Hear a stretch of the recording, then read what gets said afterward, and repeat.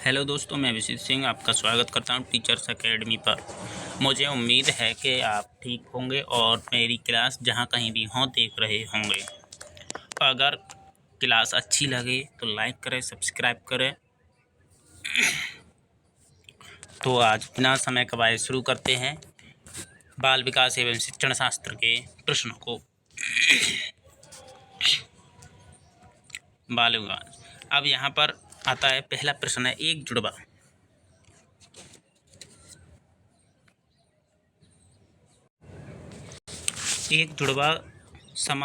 एक समान जुड़वा भाइयों में से एक को सामाजिक आर्थिक रूप से धनाढ्य परिवार द्वारा गोद लिया जाता है। दूसरे को एक निर्धन परिवार द्वारा और 1 वर्ष के बाद उसके बुद्धि लब्धांक के बारे में निम्नलिखित में से क्या अवलोकन होने की सर्वाधिक संभावना है। तो आज इसके ऑप्शनों को देखते हैं। आइए दोस्तों, दोनों समान रूप से अंक प्राप्त करेंगे। देखो बच्चे, दोनों समान रूप से अंक प्राप्त नहीं करेंगे। कोई भी बालक हो सकता है समान रूप से अंक प्रदान करे और या फिर ना करे। ठीक है, ऐसा बिल्कुल भी नहीं है। ठीक है, अलग अलग भी तो कर सकता है, इसीलिए ये गलत हो गया। और धनी सामाजिक परिवार वाले लड़के की अपेक्षा निर्धन परिवार वाला लड़का अधिक अंक प्राप्त करेगा, ऐसा भी नहीं है। सामाजिक आर्थिक स्तर बुद्धि लब्धांक को प्रभावित नहीं करते। तो आपका राइट आंसर हो जाएगा सी। लेकिन और चौथा ऑप्शन भी पढ़ लेते हैं। निर्धन परिवार वाले लड़के की अपेक्षा धनी सामाजिक आर्थिक परिवार वाला लड़का अधिक अंक प्राप्त करेगा, ऐसा कुछ भी नहीं है। तो ये भी गलत हो जाएगा। तो आपका राइट आंसर हो जाएगा दोस्तों सी। नेक्स्ट क्वेश्चन आगे बढ़ते हैं। दूसरा प्रश्न है निम्नलिखित में से कौन सा सूक्ष्म गतिक कौशल का उदाहरण है। निम्नलिखित में से कौन सा सूक्ष्म गतिक का कौशल का उदाहरण है। सूक्ष्म गतिक कौशल का उदाहरण है।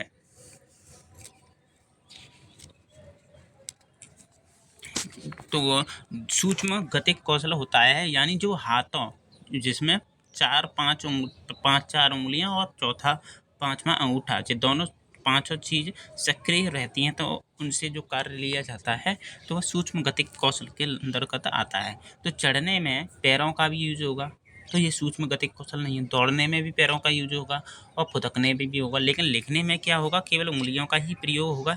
इसीलिए आपका राइट आंसर हो गया सी। ठीक है, लिखना या आलेखन बनाना ये सूक्ष्म गतिक कौशल के उदाहरण हैं। ठीक है, और यह भी कह सकते हैं मोबाइल चलाना। ठीक है, वाइगोत्स्की के सिद्धांत के अनुसार वाइगोत्स्की के सिद्धांत का निहितार्थ है। वाइगोत्स्की के सिद्धांत का निहितार्थ है ऑप्शन ए, प्रत्येक विद्यार्थी को व्यक्तिगत रूप से दत्त कार्य देना। ऑप्शन बी, प्रारंभिक व्याख्या के बाद कठिन सवालों को हल करने में बच्चों की सहायता न करना। और ऑप्शन सी, उन बच्चों की संगति में सर्वश्रेष्ठ रूप से सीख सकते हैं जिनका बुद्धि लब्धांक से कम है, बुद्धि लब्धांक से कम होता है। ठीक है, सहयोगात्मक समस्या समाधान डी ऑप्शन क्या है, सहयोगात्मक समस्या समाधान। तो आपका राइट आंसर हो जाएगा डी, क्योंकि वाइगोत्स्की समझे जाते हैं सामाजिक और सहयोग से। ठीक है, अगर सामाजिक सहयोग आए या जिनकी बात करें तो ये समझ लेना वाइगोत्स्की की बात कर रहे हैं। किशोर क्या है। किशोर किसका अनुभव कर सकते हैं। कौन। किशोर दुश्चिंता और स्वयं से सरोकार।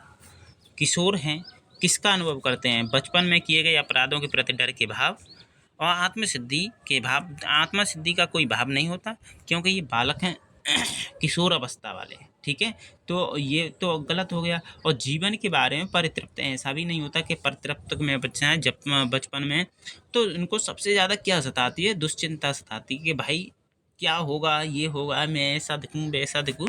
तो ये किशोर अवस्था की होती है दुश्चिंता और स्वयं से सरोकार, ये होगा। ठीक है, रूप रंग यानी मेरा स्वास्थ्य कैसा है, मैं पतला हूँ मोटा हूँ, तो इत्यादि।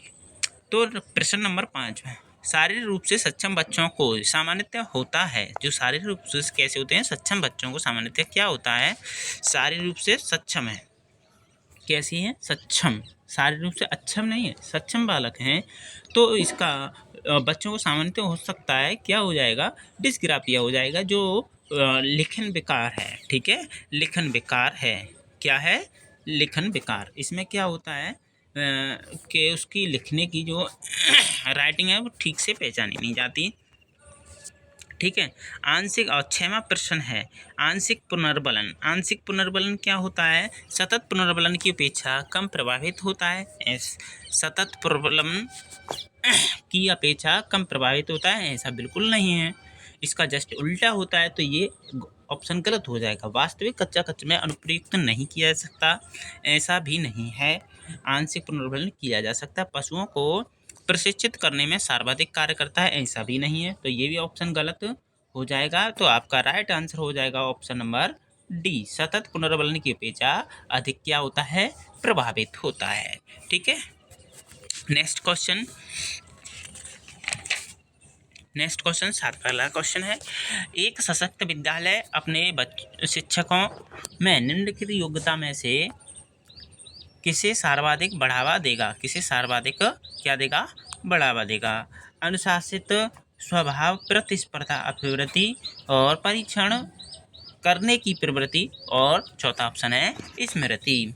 तो एक सशक्त विद्यालय अपने शिक्षक में निम्नलिखित योग्यता में से किस योग्यता को सर्वाधिक बढ़ावा देगा, सर्वाधिक बढ़ावा देगा प्रतिस्पर्धा। उससे लाभ है उस मैनेजर का भी और प्रिंसिपल का भी। अगर प्रतिस्पर्धा टीचरों में लग गई तो एक से एक अच्छा ज्ञान देंगे और एक दूसरे की बढ़ चढ़ के हिस्सा लेंगे, तो उससे के आगे बढ़े, ठीक है, विद्यालय भी आगे बढ़ेगा, बच्चे भी आगे बढ़ेंगे, उसके बच्चे आगे बढ़े तो विद्यालय भी आगे बढ़ेगा। निम्नलिखित में से अंतः विषय अनुदेशन का सर्वोत्कृष्ट लाभ है कि, यानी अनुदेशन विषय का क्या है, सर्वोत्कृष्ट लाभ है।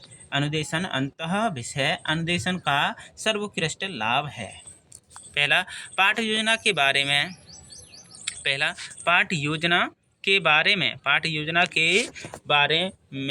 पाठ योजना बनाने और गतिविधियों में शिक्षक को अधिक लचीलेपन की अनुभूति होती है, शिक्षक को अधिक लचीलेपन की अनुभूति होती है। बी, विद्यार्थी को सीखे गए ज्ञान का बहुत संदर्भ में अनुप्रयोग करने और सामान्यीकृत करने के अवसर दिए जाते हैं, क्या दिए जाते हैं, अवसर दिए जाते हैं। और प्रकरण की विविधता उन्हें परंपरागत पाठ्यचर्या में संबोधित किए जाने की आवश्यकता है, से शिक्षकों अभिभूत होने की कम संभावना होती है। विद्यार्थियों में विभिन्न विषय क्षेत्र विशेष प्रकरणों के प्रति नापसंदगी की विकसित होने की कम संभावना होती है। तो इन सभी में से आपका विषय अनुदेशन की बात कर रहा है का सर्वोत्कृष्ट लाभ है, क्या लाभ है, सर्वोत्कृष्ट किसका, विषय अंतः विषय अनुदेशन। तो सबसे अच्छा आंसर है विद्यार्थी को सीखे गए ज्ञान का बहुत संदर्भ में अनुप्रयोग और सामान्यीकृत करने के अवसर दिए जाते हैं, और वैसे ही ये पॉजिटिव कीवर्ड है, तो आपका राइट आंसर हो जाएगा क्या, बी, ठीक है। नेक्स्ट बढ़ें, आपका 9वां प्रश्न है, वे शिक्षार्थी जो समृद्ध ज्ञान और शैक्षणिक दक्षता की हार्दिक इच्छा प्रदर्शित करते हैं उनके पास होता है। वे शिक्षार्थी जो उन समृद्ध ज्ञान और शैक्षणिक दक्षता हार्दिक इच्छा प्रदर्शित करते हैं उनके पास होता है। निष्पादन उपागम अभिविन्यास या निष्पादन परिहार अभिविन्यास या कार्य परिहार अभिविन्यास या नैपुण्यता अभिविन्यास। तो आपका राइट आंसर हो जाएगा ऑप्शन नंबर ए, निष्पादन उपागम अभिविन्यास। नेक्स्ट क्वेश्चन आगे बढ़ते हैं। शिक्षक के अलावा निम्नलिखित सभी को करते हुए समस्या समाधान को विद्यार्थियों के लिए मज़ेदार बना सकता है। किसके लिए, विद्यार्थियों के लिए बना सकता है, क्या, मज़ेदार बना सकता है समस्या समाधान को, ठीक है, किसके लिए, शिक्षक के लिए। सृजनात्मक चिंतन के लिए असीमित अवसर उपलब्ध कराने, सृजनात्मक असीमित, अगर असीमित यहाँ पर देखो असीमित दे दिया इसीलिए गलत हो जाएगा, ठीक है। और नेक्स्ट ऑप्शन यहाँ पर जब विद्यार्थी स्वयं से कोई कार्य करने की कोशिश कर रहे हो तो उनसे परिपूर्ण की अपेक्षा करने, तो कोई कार्य कर रहे हो तो कोशिश ही अपेक्षा करने। तो शिक्षकों के लिए किसके अतिरिक्त, अब देखो अपेक्षा नहीं कर सकते, तो अपेक्षा क्या नहीं कर सकते, हम अपेक्षा नहीं कर सकते। और इसमें पूछा है किसके अलावा, तो आपका राइट आंसर यही हो जाएगा, ठीक है। ये सभी पॉजिटिव हैं और ये असीमित अवसर ज़्यादा से ज़्यादा अवसर मिलेंगे प्रश्न के हिसाब से ये नेगेटिव है, वैसे नेगेटिव नहीं, लेकिन ज़्यादा से ज़्यादा अवसर मिलेंगे तो फिर ये गलत हो जाएगा ना इसके हिसाब से। किस उसमें पूछा है शिक्षक किसके अलावा, ठीक है। क्या पूछा है, देखो शिक्षक किसके अलावा, ठीक है। नेक्स्ट क्वेश्चन आगे बढ़ते हैं। 11वां, किसके अतिरिक्त बुद्धि के निम्नलिखित पक्षों को स्टेनबर्ग के त्रितंत्र सिद्धांत से संबोधित किया गया है।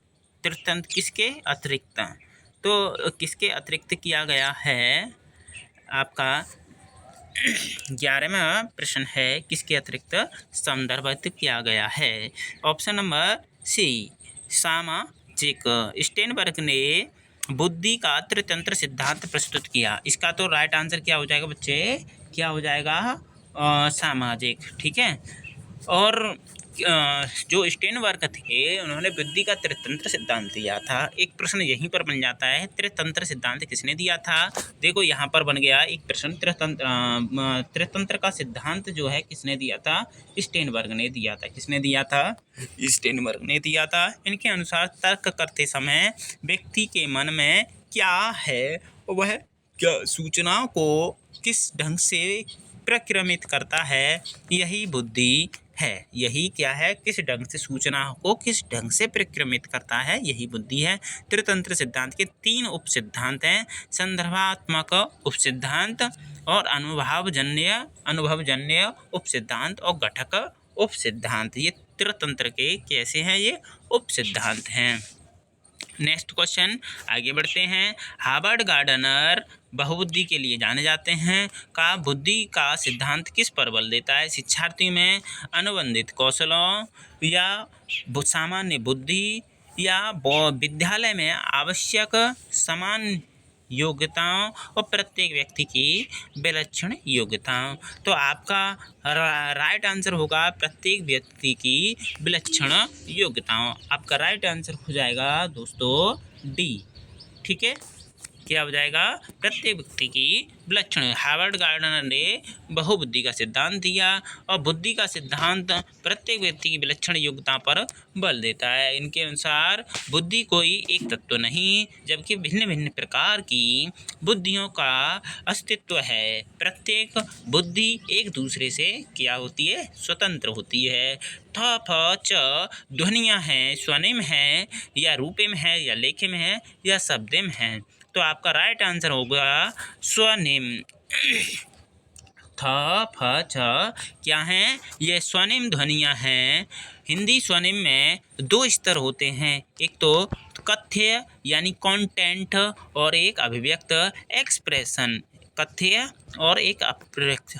स्वनिम में 2 स्तर होते हैं। कथ्य पक्ष भाषा का लक्ष्य होता है। कथ्य क्या होता है, भाषा का लक्ष्य होता है। अभिव्यक्त पक्ष कथ्य को कहने का साधन होता है। पक्ष कथ्य को कहने का साधन होता है। और इसकी मूलभूत 2 अभिव्यक्ति में 2 इकाइयाँ होती हैं, रूपिम स्वनिम और रूपिम। इन 2 में स्वनिम अपेक्षाकृत अधिक मूलभूत इकाई है। स्वनिम ध्वनियाँ हैं। तो आपका राइट आंसर ये हो गया। नेक्स्ट क्वेश्चन आगे बढ़ते हैं। कक्षा में जेंडर रूढ़िवादिता से बचने के लिए एक शिक्षक को क्या करना चाहिए, इसका ये है क्या करना चाहिए। अब आते हैं लड़कों को लड़कों को जोखिम उठाने और निर्भीक बनाने के लिए प्रोत्साहित। जोखिम उठाने, भैया जोखिम उठाने और निर्भीक बनाने ऐसा नहीं किया जा सकता। जोखिम उठाने वाले नहीं हम बना सकते, ठीक है। अब लड़के लड़कियों को एक साथ अपरंपरागत भूमिकाएं में रखना। कैसी? पारंपरिक, ठीक है। तो आपका राइट आंसर हो जाएगा बी। लेकिन और दूसरों को भी पढ़ लेते हैं। जेंडर रूढ़िवाद से बचना। अच्छा लड़की अच्छा लड़का, ये तो नहीं होगा, ये तो जेंडर वार्ता को बढ़ावा देगा, तो ये ऑप्शन गलत हो जाएगा। और कुश्ती में भाग लेने के लिए लड़कियां, ये भी ऑप्शन गलत हो जाएगा। तो आपका बी ही आंसर सही हो जाएगा, ठीक है। रूढ़िवादिता समझते हो, यानी ये अच्छा लड़का है, ये काम लड़का ही कर सकता है, या ये काम लड़की ही कर सकती है, तो ये जेंडर रूढ़िवादिता हो गया, यानी एक लिंग को बढ़ावा देना। तो 15 वाला प्रश्न है। 15 वाला प्रश्न पढ़ते हैं। विद्यालय को किसके लिए व्यक्तिगत भिन्नताओं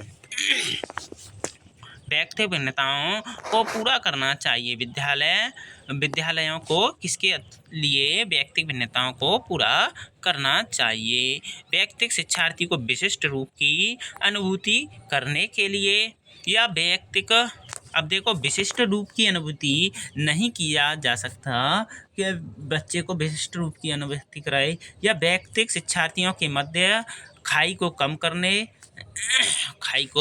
कम करने ऐसा भी नहीं है, ठीक है। शिक्षार्थियों के निष्पादन और योग्यताओं को समान करने के लिए, यह भी नहीं है, यह समझने के लिए कि क्यों शिक्षार्थी सीखने के योग्य या अयोग्य हैं। विद्यालय को व्यक्ति भिन्नताओं को पूरा करना चाहिए। यह सीखने के लिए कि विद्यार्थी योग्य हैं, योग्य अयोग्य, ठीक है। नेक्स्ट क्वेश्चन 16 में प्रश्न है। शिक्षार्थियों में व्यक्तिगत भिन्नताओं को संबोधित करने के लिए एक विद्यालय किस प्रकार का सहयोग उपलब्ध करवा सकता है? ठीक है। शिक्षार्थी में व्यक्तिगत भिन्नताओं को संबोधित करने के लिए एक विद्यालय किस प्रकार का सहयोग उपलब्ध करवा सकता है? सभी शिक्षार्थियों के लिए समान स्तर की पाठ्यचर्या का अनुगमन करना, ठीक है। क्या? अनुगमन करना। दूसरा ऑप्शन, अब देखो पहले प्रश्न को समझते हैं और दोबारा से पढ़ते हैं। शिक्षार्थियों में व्यक्तिगत भिन्नताओं को संबोधित करने के लिए एक विद्यालय किस प्रकार सहयोग उपलब्ध करवा सकता है? व्यक्तिगत भिन्नताओं को संबोधित करने के लिए। और पहला ऑप्शन है सभी शिक्षार्थियों के लिए समान स्तर की पाठ्यचर्या का अनुगमन करना। बी ऑप्शन, बाल केंद्र पाठ्यचर्या का पालन करना और शिक्षार्थियों को सीखने के अनेक अवसर उपलब्ध कराना। तो आपका राइट आंसर हो जाएगा बी। लेकिन औरों को भी पढ़ लेते हैं। शिक्षार्थियों की व्यक्तिगत भिन्नता को समाप्त करने के लिए हर संभव उपाय। हम भिन्नता नहीं समाप्त कर सकते, क्योंकि प्रत्येक बालक एक दूसरे में कुछ ना कुछ में अलग भी होता है, कुछ में समान भी होता है। धीमी गति से सीखने वाले शिक्षार्थी को विशेष नहीं कर सकते, यानी किसी भी कीमत पर हम विशेष विद्यालय में नहीं भेज सकते। तो ज़्यादा से ज़्यादा अगर हम उपलब्ध कराते हैं क्या अवसर, तो आपका राइट प्रश्न उत्तर हो जाएगा बी। नेक्स्ट क्वेश्चन आगे बढ़ते हैं। 17 में सतत और व्यापक मूल्यांकन किस पर बल देता है? बोर्ड परीक्षाओं की आवश्यकता पर, सीखने को सुनिश्चित करने के लिए व्यापक स्केल पर नियंत्रण परीक्षण, या शिक्षक के साथ परीक्षाओं का सामंजस्य। तो आपका राइट आंसर आपका इसमें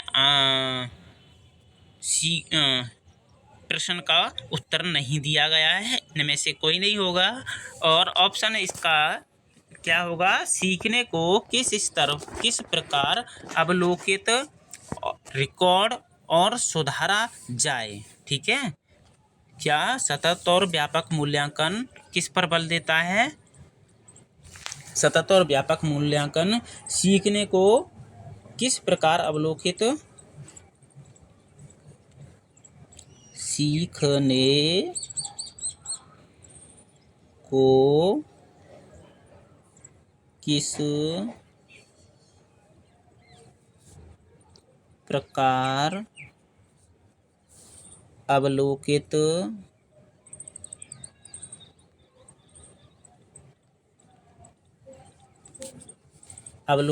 रिकॉर्ड सुधारा जाए, रिकॉर्ड और सुधारा जाए, सुधारा जाए। ठीक है दोस्तों, आगे बढ़ते हैं। 18 वाला प्रश्न, विद्यालय आधारित आकलन क्या? विद्यालय आधारित आकलन क्या होता है, इसके बारे में ऑप्शन ए, शिक्षार्थियों और शिक्षकों को अंगभीर और लापरवाह बनाता है। यह नहीं होगा, लापरवाह नहीं बनाएगा। ठीक है, तो पहला ऑप्शन तो गलत हो जाएगा। शिक्षार्थी शिक्षा बोर्ड की जवाबदेही काम कर देता है। काम क्या काम नहीं है, यहाँ पर क्या है बच्चे, कम कर देता है, कम कर देता है, ऐसा भी नहीं है। सर्वाधिक राष्ट्रीय मानकों की प्राप्ति में बाधा उत्पन्न नहीं करता। तो आपका राइट आंसर हो जाएगा, आपका राइट आंसर क्या हो जाएगा, ऑप्शन डी, परिचित वातावरण में अधिक सीखने में सभी शिक्षार्थियों की मदद करता है। तो आपका राइट आंसर हो जाएगा ऑप्शन नंबर डी, परिचित वातावरण में अधिक सीखने में सभी शिक्षार्थियों की मदद करता है। प्रश्न नंबर 19 वाला, सीखने की तत्परता किसकी ओर संकेत करती है? किसकी ओर संकेत करती है? किसकी ओर संकेत करती है? थॉर्नडाइक का तत्परता का नियम, थॉर्नडाइक का तत्परता का नियम, या शिक्षार्थियों का सामान्य योग्यता स्तर, या सीखने की सातत्यक में शिक्षार्थियों का वर्तमान संज्ञानता। लेकिन सी और डी ऑप्शन है सीखने के कार्य की प्रकृति को संतुष्ट करने। सीखने की तत्परता किसकी ओर संकेत करता है? ऑप्शन नंबर, जो सीखने की तत्परता है, सीखने के सातत्यक, क्या सीखने के सातत्यक में शिक्षार्थियों का वर्तमान संज्ञानात्मक स्तर, क्या संज्ञानात्मक स्तर। ठीक है, तो ऑप्शन नंबर आपका राइट आंसर हो जाएगा ऑप्शन नंबर क्या, सी, ऑप्शन नंबर सी आपका राइट आंसर हो गया। नेक्स्ट प्रश्न, आगे बढ़ते हैं। एक शिक्षक की कक्षा में कुछ शारीरिक विकलांगता बच्चे हैं। कैसे हैं शारीरिक विकलांगता बच्चे? निम्नलिखित में से उसके लिए क्या कहना सबसे उचित होगा? कैसे हैं शारीरिक विकलांगता बच्चे? पोलियोग्रस्त बच्चे। अब एक गाना प्रस्तुत करेंगे, ऐसा तो नहीं हो सकता कि एक पोलियोग्रस्त एक बच्चे गाना प्रस्तुत करेंगे। पहिया कुर्सी वाले बच्चे हॉल में जाने के लिए अपने संपर्क साथी बच्चों से मदद लेंगे, ऐसा तो नहीं है।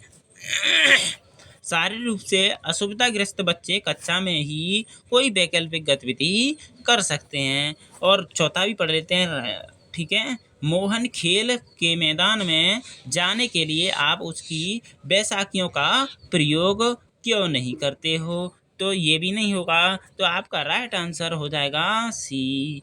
वैसे भी वैकल्पिक या विविध आ गया तो वैसे भी राइट आंसर आपका सी होता, तो वैसे भी क्या होता, सी होता। ठीक है, क्या होता आपका। ऐसे ही प्रश्नों को देखने के लिए